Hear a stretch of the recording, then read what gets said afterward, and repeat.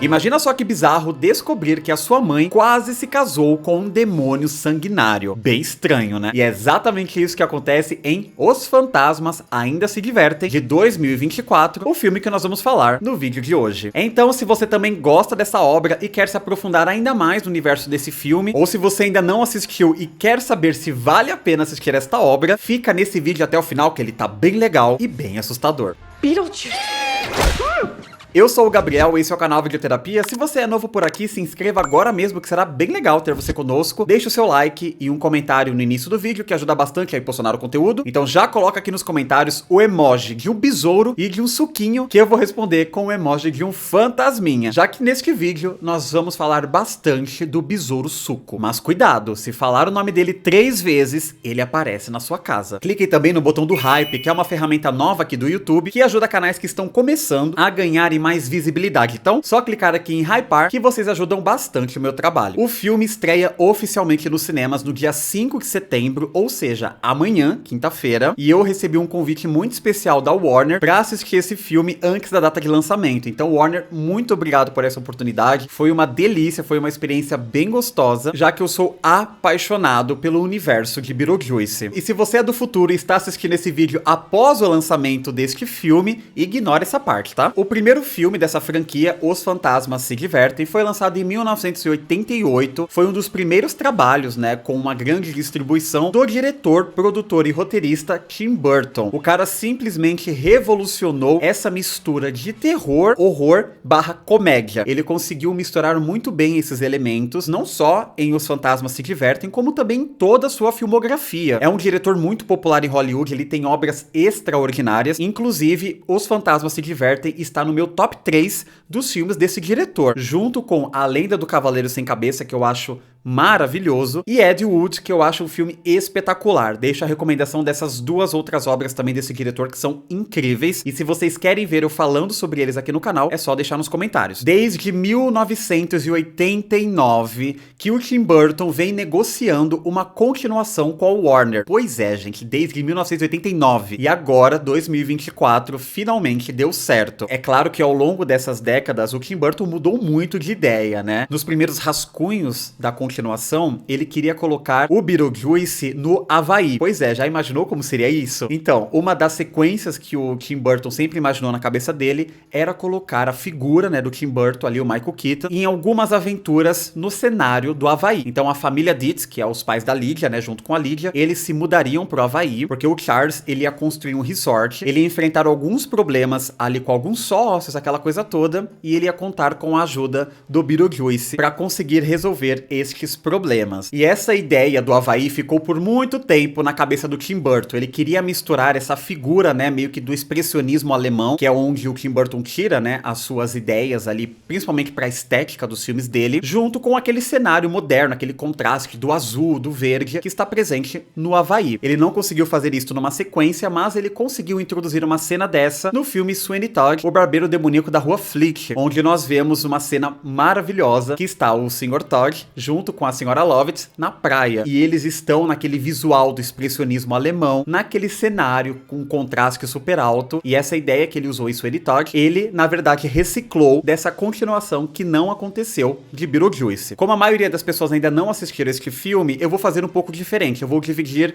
este vídeo em 2 partes. Neste primeiro momento, eu vou falar mais do que eu achei de verdade, assim, sobre a história do filme. Vou falar alguns pontos técnicos também que eu observei. Vou falar das atuações, da direção, sem spoilers. E depois eu vou fazer o esquema que vocês já conhecem aqui no canal. Vou contar a história completa do filme, com muito spoiler. Vou falar alguns pontos que eu observei enquanto assisti a trama pela primeira vez. E comentar o final com vocês, porque eu achei o final deste filme bem enigmático. Nesta continuação, nós acompanhamos o reencontro da família Dietz, que é aquela família que se muda pra Casa Assombrada no primeiro filme, né? Pra casa dos Maitlands. E a família é composta pela Lydia, o seu pai Charles e a sua madrasta Delia. E aqui, né, Mais de 30 anos depois, a gente descobre o que aconteceu com essa família, né? Qual foi o rumo que eles tomaram. Bom, a gente descobre que a Lydia, ela está trabalhando com algo bem legal, que eu não vou falar qual é a profissão dela pra não estragar a surpresa, porque quando vocês descobrem, é muito interessante. A Adélia, como vocês já conheceram no primeiro filme, ela gosta de fazer aquelas esculturas bizarras, né? E ela se tornou uma mulher muito popular, ela é extremamente famosa na internet por conta dessas esculturas bizarras. E nós temos também um retorno bem diferente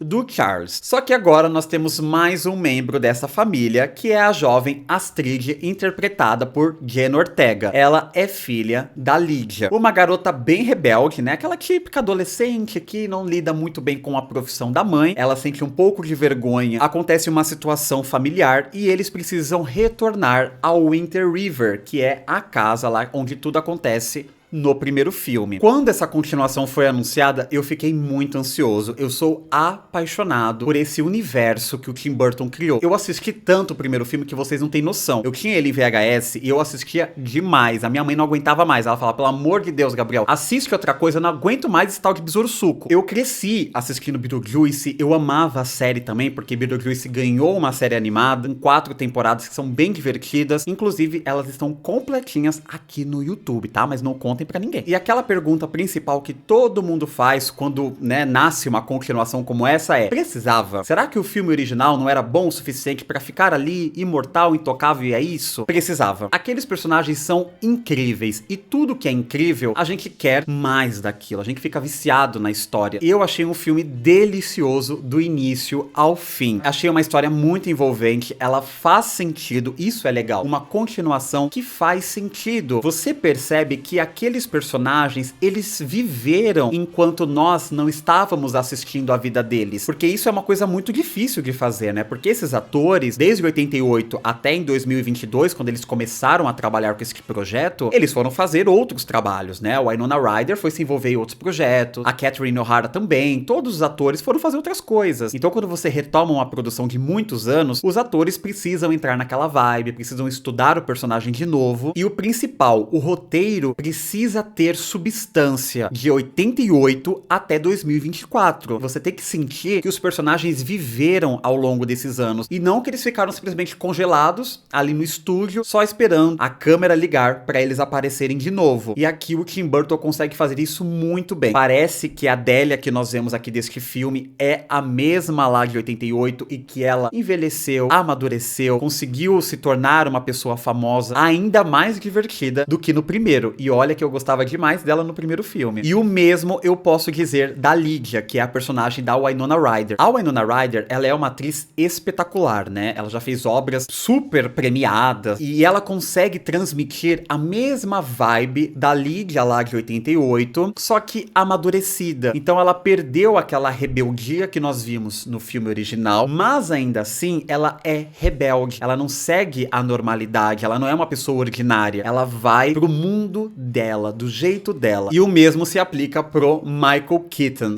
Que ator sensacional, né? Eu sou apaixonado pelos trabalhos dele e eu acho que Beetlejuice só existe por conta do Michael Keaton. Ah, mas o Tim Burton... Sim, o Tim Burton, ele é fundamental para que exista o filme, mas o Michael Keaton, ele foi fundamental para ditar o tom daquela obra de 88, porque não era para ser daquele jeito. O Michael Keaton, ele pediu permissão pro Tim Burton para ele ter liberdade criativa para trabalhar em cima do personagem. O Tim Burton, né, meio desconfiado, ele cedeu essa liberdade criativa e o Michael Keaton criou esse personagem que você fica fascinado por ele. Ele não respeita as regras, ele é um anti-herói, ele é nojento pra caramba, ele fala besteira, fala palavrão, ele é muito politicamente incorreto, mas você adora ver esse personagem, você não sente raiva dele. E o mesmo acontece nessa continuação. O Michael Keaton, ele está se divertindo neste filme, e todo o amadurecimento do rosto do ator, né, porque, poxa, de 88 pra cá, é claro que todo mundo envelheceu. E os traços do envelhecimento do ator casaram muito bem com a maquiagem. Ainda falando do elenco, nós temos algumas adições bem interessantes. Nós temos a Astrid, que é a filha da Lydia, né, interpretada pela Jenna Ortega, que tá muito bem. Não desgosto da Jenna Ortega, eu acho ela uma ótima atriz. Eu sei que tem muita gente que pegou ranço dela, e ela entrega o que a personagem precisa. Em vários momentos você sente ainda um pouco da personalidade da Wandinha. Mas, gente, convenhamos, né? É a mesma atriz e é o mesmo diretor da série. É meio difícil você desvincular a imagem. E se parar pra pensar, é uma coisa que sempre falavam também do Johnny Depp, que o Johnny Depp nos filmes do Tim Burton também sempre estava nessa vibe meio Johnny Depp. Quem é mais antigo lembra muito bem dessa discussão. Eu discordo, eu acho que o Johnny Depp também é maravilhoso em tudo que ele faz, é único, tem a mesma vibe sombria? Tem, mas é aquela coisa, é o mesmo diretor, com o mesmo ator, a mesma equipe por trás, então é muito difícil você ser completamente diferente. Tem outras adições bem interessantes também, como a Monica Bellucci, que ela é a atual esposa do Tim Burton, então é claro que ele ia dar um jeito de botar essa mulher no filme, e ela está belíssima. Tem também o Willem Dafoe, que faz uma participação bem legal no filme, ele está bem divertido, e tem algumas surpresinhas que não apareceram ainda no material de marketing, então eu não vou falar pra vocês. Aí tem aquela outra pergunta que todo mundo faz quando sai uma sequência como esta. É melhor que o original? Na minha opinião, polêmica no ar. Não, não é melhor do que o original. Eu sinto que o filme de 88, ele não tem pressa. É um filme que ele consegue trabalhar o suspense, de mostrar o Beetlejuice, de mostrar como o plano espiritual funciona, de apresentar os personagens principais. Nesta continuação, nós já sabemos como o plano espiritual funciona com base no primeiro filme. Nós já conhecemos os Deeds e principalmente o Beetlejuice. A gente já sabe como é o Beetlejuice, não tem mais nenhum mistério na fisionomia daquele personagem. A gente sabe que se chamar o nome dele 3 vezes ele vai aparecer, mas eu sinto que o ritmo muito acelerado do segundo filme, isso prejudica um pouquinho a experiência. O filme ele tem 1h30 aproximadamente, então talvez se esse filme ele tivesse 2 horas de duração, eu ia amar. Nossa, eu não ia reclamar nem um pouco de assistir 2 horas, 2h30 desse filme, que é um universo tão gostoso que dá vontade de entrar lá e fazer parte do filme. Então talvez, se o filme ele tivesse uma duração maior, algumas coisas não seriam tão aceleradas. E o mesmo eu posso dizer para essas participações especiais, que isso é o perigo. Quando nós temos um filme com várias participações especiais, o diretor, ele precisa dosar muito bem o tempo de tela de cada um desses personagens. Ainda mais quando as participações especiais são com atores famosos, porque aí esses atores famosos, eles precisam aparecer. Então toda vez que eu vejo um filme com muitos atores famosos, eu fico preocupado com a história, porque não dá tempo de desenvolver cada um desses personagens. Não é uma série, é um filme, é um longa-metragem. O Tim Burton, ele consegue tornar os coadjuvantes interessantes, mas eu acho que ele gasta um tempo desnecessário com personagens que não fazem a menor diferença para a história, que o filme iria funcionar perfeitamente bem sem esses personagens. Quando você tem um personagem no filme, você tem que lidar com ele, e aí que fica o problema, né? Porque ou a forma de lidar com ele é muito acelerada, ou ela é incompleta. A resolução de algum deles ficou incompleta e do outro ficou acelerada. Quando vocês assistirem, vocês vão saber de quem eu estou falando. Agora, a trilha sonora do Danny Elfman está impecável. Que trilha sonora deliciosa. E ainda falando da parte técnica, eu gostei muito dos efeitos visuais do filme, tanto da parte gráfica, né, do CGI do filme, quanto da parte ali também dos efeitos práticos. Eu acho que tem uma mistura muito boa, que em alguns momentos você não consegue perceber o que é computação gráfica e o que é efeitos práticos. E isso é uma delícia quando acontece, né, porque é difícil fazer isso. É um forte candidato ao Oscar 2025, principalmente nessas partes técnicas, trilha sonora, efeitos visuais, maquiagem e cabelo. Tenho certeza que esse filme ele vai concorrer em alguma dessas categorias. E assistir no cinema foi uma experiência maravilhosa. Então, se vocês puderem, assistam no cinema. Aquele som no talo, aquela tela gigantesca, o Beetlejuice cuspindo coisas nojentas na sua cara. Que delícia de filme. Parabéns, Tim Burton. Olha, eu te amo, por isso que eu sou fã desse cara, gente. E se você ainda não assistiu esse filme e está naquela dúvida, ai, não sei se eu assisto, não sei, será que vai ser legal? Assista. Assista o filme porque vale a experiência. E depois vocês voltem aqui pro vídeo e conta pra mim o que vocês acharam de Beetlejuice ou Os Fantasmas Ainda Se Divertem. E se você quer saber a nota que eu dei pra este filme, é só acessar o meu Letterboxd, que eu vou deixar aqui na tela pra vocês, que lá eu tô sempre avaliando os filmes, tanto os lançamentos quanto os filmes clássicos também. E agora vamos pra aquele momento delícia com spoilers. O filme já começa com uma cena maravilhosa recriando a cena inicial do primeiro filme, onde a câmera vai caminhando pelaquela maquete do Adam, que é incrível. Então, aqui também começa desse jeito, só que diferente do primeiro filme, onde tá tudo iluminado, né, o sol está surgindo, aqui é ao contrário, tá muito tenebroso, tá chovendo pra caramba, e aqui a gente descobre a profissão da Lydia. Ela é como se fosse fosse uma investigadora do paranormal. Pois é, ela tem o seu próprio programa na televisão, onde ela recebe pessoas que estão passando por alguns problemas, enfrentando o paranormal, casa assombrada, aquela coisa toda. E ela meio que tá namorando com o produtor dela, que é também empresário, que é o tal do Rory. Um cara bem esquisito que na hora você já percebe que esse cara é problema. Por conta da profissão dela, ela acabou se afastando da sua filha. E a Astrid, ela tem vergonha da mãe dela. Ela acha que a profissão da mãe dela é uma fraude, que essa coisa de fantasma não existe. Ainda mais porque, após a morte do seu pai, a Astrid, ela nunca aceitou o fato que a mãe dela nunca conversou com o espírito do pai dela. Então ela fala, como é possível o sobrenatural existir se a pessoa mais importante da minha vida e também da vida da mãe dela não consegue entrar em contato com a mãe dela, que é médium. Então ela não acredita muito nessa coisa sobrenatural. Por conta disso também, nós vamos ter um evento aqui que vai reunir esta família novamente, que é a morte do Charles. Aqui eu preciso falar de algo que justifica o porquê desse destino pro Charles. O ator que fez o Charles no primeiro filme, o Jeffrey Jones, ele se envolveu em várias polêmicas de crimes contra menores de idade, né? Se é que vocês me entendem. Por conta disso, ele foi obrigado a se aposentar, ele ficou um tempo preso, pagou fiança, pagou indenização por um monte de gente. Então assim, o cara, ele entrou assim numa zona muito nebulosa e é óbvio que ele não ia retornar pra essa continuação, né? Mas o Tim Burton e os roteiristas deram um jeito de dar um final pra este personagem. E a gente vê através de uma animação muito daorinha que ele sofreu um acidente aéreo, ele caiu no mar e um tubarão comeu ele. E não só isso acontece, como a gente também vê o Charles lá no plano espiritual, sem a cabeça, né? Porque o tubarão comeu essa parte aqui do tronco dele, então fica só daqui pra baixo e ele fica andando, né? Sem a cabeça ali pelo plano espiritual. Então essa foi a forma que o Tim Burton encontrou de não usar o rosto do ator, mas ainda assim manter o personagem, que de certa forma é o que importa, né? A Adélia, como eu falei pra vocês na parte sem spoilers, ela se tornou uma mulher muito famosa com as suas esculturas, ela tem galerias de artes, né, por todo mundo. Ela é uma mulher muito bombada. E a Catherine O'Hara está lindíssima neste filme. Meu Deus, que mulher bonita. E depois de muito custo, né, a Astrid aceita ir até o velório do seu avô, ela acaba conversando com a mãe dela, aquela coisa toda. Nenhum deles mais mora naquela casa de Winter River. E agora eles precisam dar um fim naquela casa. Então a Adélia, ela decide fazer tipo uma galeria de arte ali naquela casa, como se fosse um museu, pra celebrar, né, a vida e a morte do seu falecido marido. Então ela coloca aquele tecido preto que nós vimos no trailer também, que fica em cima da casa. E a gente percebe uma relação muito estranha do Rory com a Lydia, né? A gente vê que esse cara, ele é meio que interesseiro, ele é tipo um sanguessuga, né? Ele só está com ela porque ela é muito rica. Todo mundo percebe isso, menos a Lydia. Tem um momento que a Lydia e a Astrid, elas têm ali uma briga, ela pega a bicicleta e sai andando pela cidade. E ela passa por todos os pontos que nós vimos no primeiro filme, incluindo a loja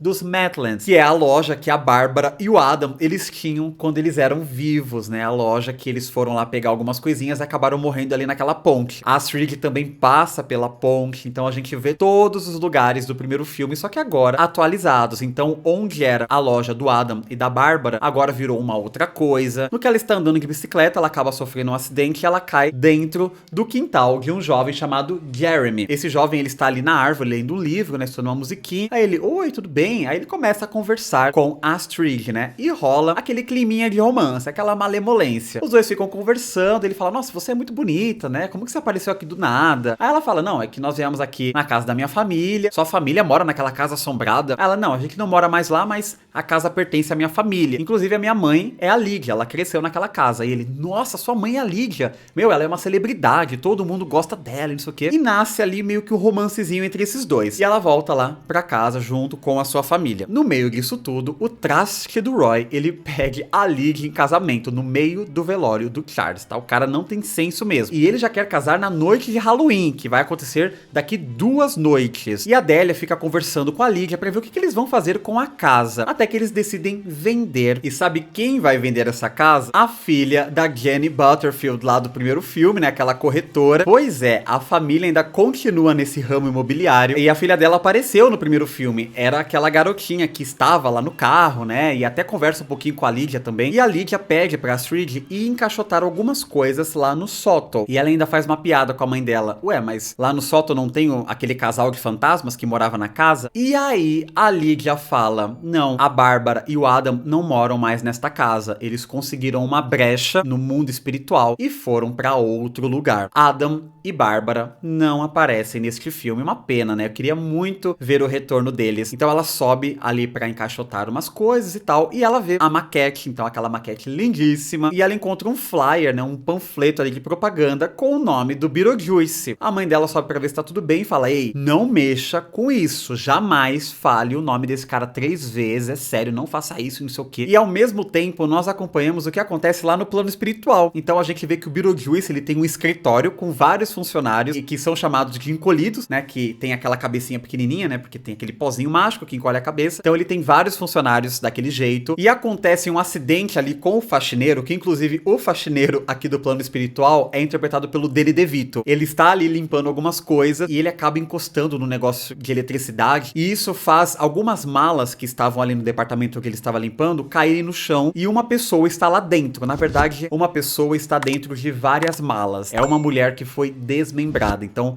cada pedaço do corpo dela está dentro de uma caixa ou de uma mala. E esta mulher é a Dolores, a personagem da Mônica Bellucci. E ela tem um passado bem sombrio com o nosso querido Beetlejuice. E ela começa a se reconstruir, né? Então ela vai encaixando as peças nela mesma ali e tal. Começa a grampear. Que cena legal, muito bem feita. E ela é conhecida como sugadora de almas. Inclusive, com esta frase, né, sugadora de almas, o Beetlejuice faz uma piada bem safadinha com isso. Então ela consegue dar um destino cruel até pra quem já está morto, já que ela suga a alma. Então ela mata ali o personagem do Danny DeVito e vai atrás do Beetlejuice. E ali no mundo dos vivos, a Lydia, né, está se preparando pro casamento meteórico que vai acontecer. O marido dela está reunindo a imprensa pra fazer o casamento, isso e aquilo. Tá rolando também a noite de Halloween, então a cidade inteira está enfeitada. E a Astrid, ela vai se aproximando do Jeremy. Ele é um cara muito legal. E ele leva ela pra dentro da casa dele. Ele fala: vem cá conhecer minha casa. A casa dele é muito simples. Ela tem um aspecto meio de abandonada, né? E você fala: meu, coitado do cara, né? Talvez não tenha boas condições. Aí ele dá o oi pra mãe dele, né? A mãe dele tá meio de costas ali na cozinha. O pai do Jeremy está na sala, de costas pra eles, assistindo televisão. Ele também é meio esquisito, só dá um tchau assim. A Astrid sobe pro quarto junto com o Jeremy. E eles começam meio que um lovezinho, né? E o quarto do Jeremy é muito anos 90. Então ele tem vários itens de coleção. Ele tem vinil, ele tem CD, tem VHS, ele tem um monte de coisa. E a Astrid, ela é uma jovem que gosta disso. Então ela fala: meu, que legal, você tem um bom gosto. E ela fala que ela tá bolada, porque a mãe dela vai se casar com um cara que ela não confia. E isso vai acontecer na noite de Halloween. E ela não tá afim de ir a esse casamento. Então o Jeremy dá a ideia dela passar a noite de Halloween com ele. A gente pode ficar aqui dando doce pras crianças, né? Assistindo um filme de terror. Vem aqui ficar comigo. E aqui nós temos uma expansão bem delícia do mundo espiritual. Então a gente vê que tem muitas coisas acontecendo. Eles têm serviço de imigração, tem o negócio de passaporte, tem um trem fantasma também que leva algumas almas, tem várias coisas bem legais. E o Tim Burton, ele conseguiu expandir muito bem este universo aí, né, do mundo espiritual, que já era bem legal no primeiro filme e está ainda mais legal no segundo filme. Gostei bastante. E tem o outro personagem que é o Jackson, interpretado por William Dafoe. Ele é como se fosse um assistente social sênior, igual a Juno era no primeiro filme, né, aquela senhorinha que tem o pescoço cortado. E ele era ator quando era vivo, até que ele teve um acidente durante as gravações de um filme e a granada que era pra ser falsa era uma granada verdadeira e explodiu e ele morreu. A Lydia leva o seu futuro marido, né, o Rory, pra conhecer o Salto, porque ela precisa contar o passado dela, que ela quase se casou uma vez com um demônio sanguinário, que é o Beetlejuice. E ela conta que quando ela era jovem, né, apareceu um demônio, não sei o que, o nome dele é Beetlejuice, não pode falar o nome dele 3 vezes, só que ele acha que ela está um pouquinho maluca das ideias e fala assim: bom, você transferiu pra esse Beetlejuice toda a sua dor, esse cara não existe, e pra provar isso, eu vou falar o nome dele 3 vezes, e eles vão parar dentro da maquete. E aqui nós temos a primeira interação do Beetlejuice com a Lydia. A química dos dois atores é ótima, e ele começa a fazer as coisas nojentas dele e tal. Tem até um momento que ele engravida a Lydia. Que cena maravilhosa! A barriga dela cresce assim do nada e sai um bebezinho Beetlejuice dela, e essa criança começa a andar pelo teto, uma criança muito nojenta com a cara do Beetlejuice. Sério, eu não sei de onde o Tim Burton tira essas coisas. E ela consegue sair sair daquela maquete junto com o seu futuro marido, que desmaiou ali no meio dessa entrevista com o Beetlejuice, e ele continua muito apaixonado por ela. Então ela sente que o negócio é perigoso e ela resolve sair daquela casa o quanto antes. Ela começa a arrumar as malas, só que a Astrid não quer ir embora porque agora ela está de love com aquele jovenzinho da cidade. E a Délia dá uma força e fala: deixa a menina namorar, ela precisa, isso vai ser bom pra ela. A personagem Délia neste filme tá muito maravilhosa. Ela tem mais desenvolvimento, tem mais diálogos, ela tem uma proximidade muito gostosa com a Lydia. É bem interessante ver essas personagens em tela. E como a Astrid tem o date dela com o Jeremy, a mãe dela vai dar uma carona. Aí ela chega ali na casa dele, ela percebe que a casa é um pouco estranha e a Astrid fala: mãe, não julgue. Aí ela olha pela janela, vê o Jeremy lá em cima, ele dá um tchauzinho pra ela. Ela entra na casa e a Lydia vai embora pra arrumar as coisas do casamento. E a Astrid tá ali super apaixonadinha pelo Jeremy. Ela fala: ah, meu Deus, você é muito bonito e tal.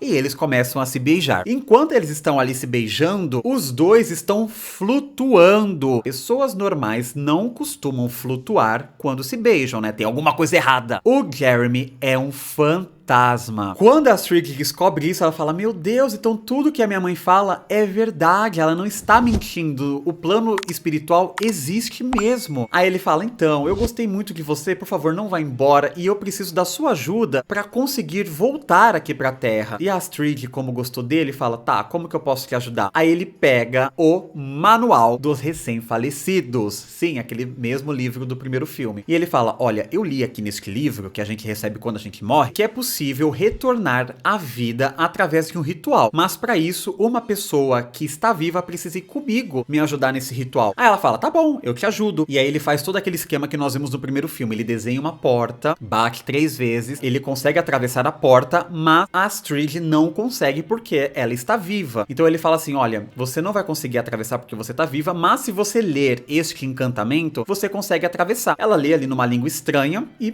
consegue atravessar o portal. Os dois começam a caminhar no plano espiritual. Aí eles vão visitar aqueles mesmos lugares que nós vimos no primeiro filme, né? Que tem aquela mulher que precisa pegar a senha, tem aquelas pessoas que morreram de formas super aleatórias. A Lydia está conversando com a moça da imobiliária. Ela fala: ah, eu tô meio aflita porque eu deixei a minha filha no primeiro encontrinho dela. Aí a menina fala: nossa, que legal, né? Onde é? Aí ela fala que é na casa tal e não sei o quê. E a corretora fala que estranho, porque eu não lembro de ter conseguido vender essa casa. Ela está à venda há muito tempo. Eu acabei de deixar a minha filha lá e o tal de Jeremy também está lá. Ela falou: não é possível, o Jeremy já está morto. E não só ele está morto, como ele foi uma pessoa horrorosa. Ele matou os pais dele, se escondeu na casinha da árvore e quando a polícia encontrou, ele caiu e acabou morrendo. Meu Deus, o cara é malvado. E a gente descobre a real intenção do Jeremy. Ele precisava de uma pessoa viva pra meio que trocar de lado com ele que está morto. A Astrid, ela leu aquele encantamento, não era um encantamento pra ela conseguir entrar no mundo espiritual, era um encantamento que ela estava se sacrificando pro Jeremy poder voltar no lugar dela. Como ela leu aquele encantamento, dentro ali do mundo espiritual, eles levam ela pro trem fantasma, que vão levar a alma dela embora, e ele pode passar pela migração e voltar à vida. Ele vai ter o seu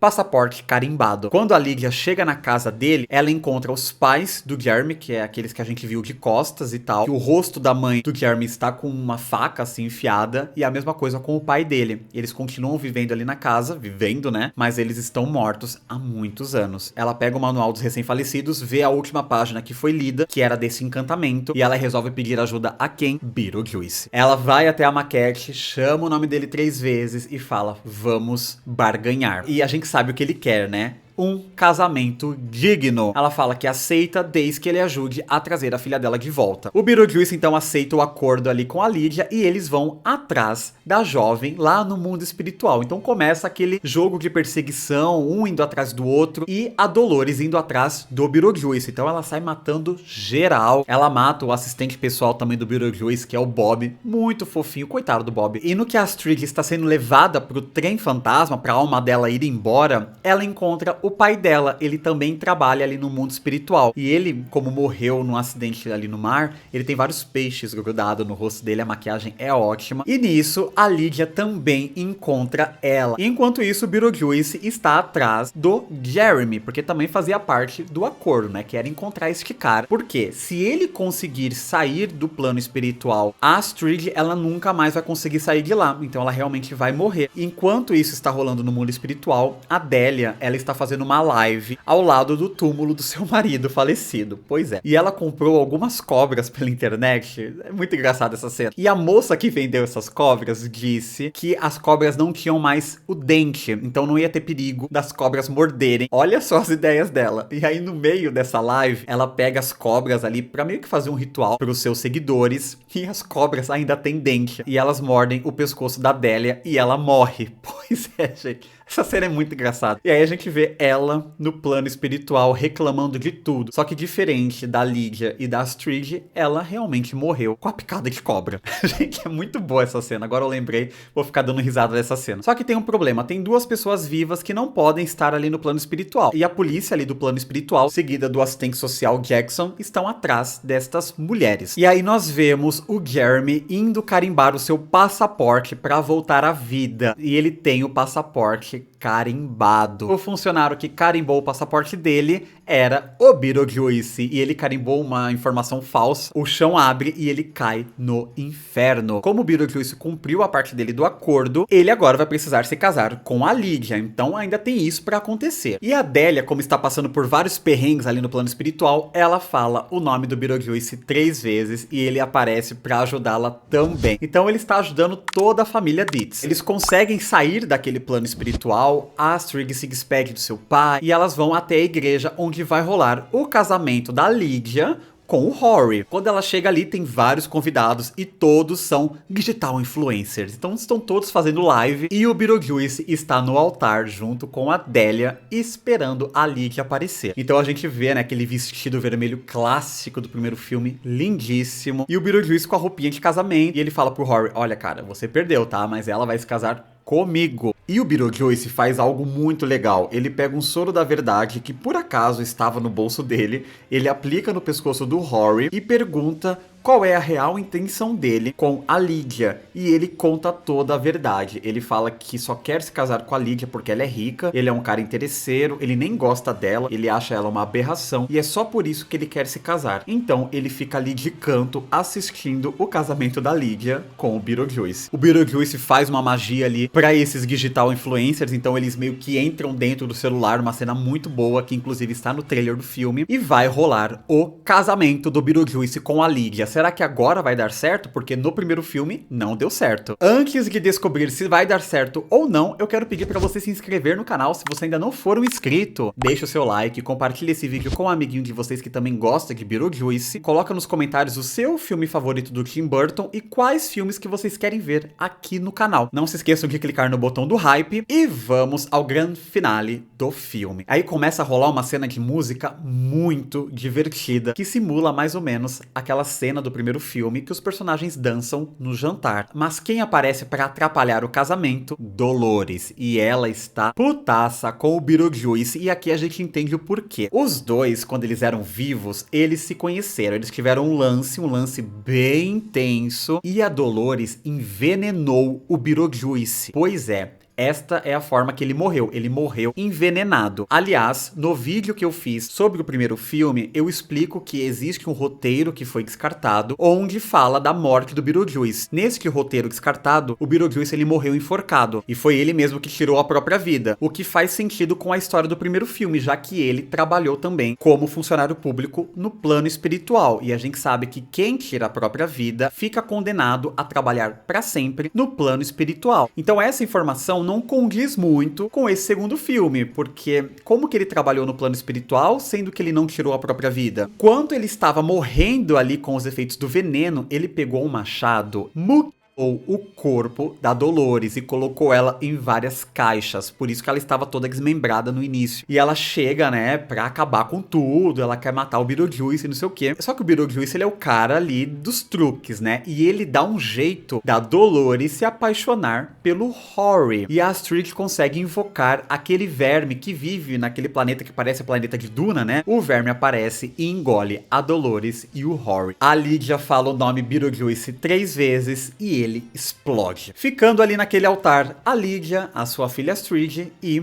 a Delia. Só que a Delia não pode retornar com elas, já que ela realmente morreu por conta da picada de cobra. Então, as duas retornam pro mundo dos vivos. E elas vão fazer uma viagem de mãe e filha, elas agora se dão bem, aquela coisa toda. A gente vê que a Astrid, ela conheceu um cara, ela se casou com ele, e a gente vai vendo tudo isso passando. E ela engravidou, né? E vai nascer o primeiro netinho da Lydia. Ela tá muito feliz. E quando nasce a criança, é o bebê Beetlejuice. O bebê Beetlejuice sai do corpo ali da Astrid, começa a atacar os médicos, começa a andar no teto, enfim, aquela criança super nojentinha. Mas na verdade é tudo um sonho. E o filme termina. E este é o final aberto de Beetlejuice, que com certeza vai rolar um terceiro filme, né? Pra completar o nome, né? Já que o primeiro filme é Beetlejuice, o segundo é Beetlejuice, Beetlejuice, o terceiro vai ser o nome dele 3 vezes. Isso na minha cabeça, na minha teoria. Mas eu acho que vai rolar sim o terceiro filme. E vocês gostaram desse filme? Coloca aqui nos comentários que nota que vocês dão pra esse filme. Se vocês gostam mais desse do que do primeiro. Qual cena que ficou marcada na sua cabeça. Muito obrigado por terem assistido o vídeo até aqui. Se inscreva no canal se não for inscrito. Deixe o seu like e compartilhe este vídeo com um amiguinho de vocês que também gosta deste filme. Um beijo e eu vejo vocês no próximo vídeo. Tchau.